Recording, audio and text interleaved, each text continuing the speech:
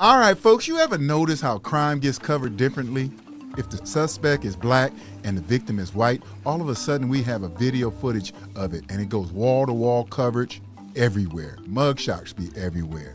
And the narrative is clear. You must fear all black people.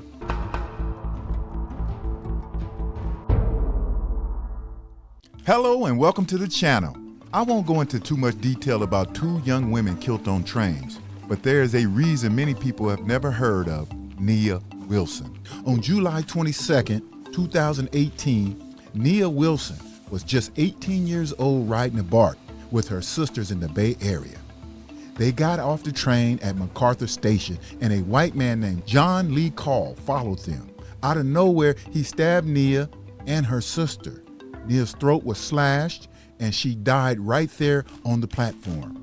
Her sister survived, but was seriously hurt. Caldwell was caught the next day. He had a long criminal record and had just been let out of prison months before. Later, they said he had schizophrenia and bipolar. In 2020, he was sentenced to life without parole.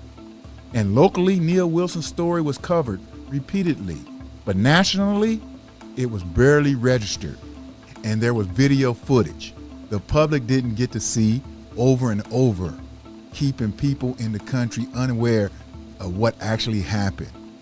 And nobody ever called John Lee Caldwell an animal.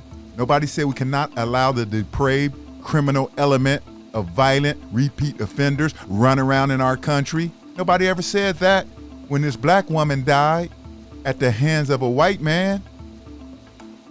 But then you twist it with the killing of Iryna Zarutska that occurred on August 22nd, 2025 on a train in Charlotte, North Carolina. And we covered this story about the white Ukrainian refugee who got killed. Her attacker was a black man. And just like Nia Wilson's killer, he had a prior criminal record. But this fit the media story neatly into America's favorite race script. But unlike Nia Wilson's case, a video of the killing went viral almost immediately.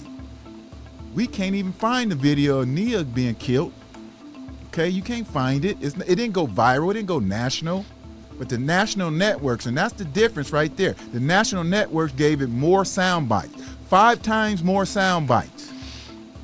It had 3 times more coverage within that 2-week span. But it was framed as a random act of violence.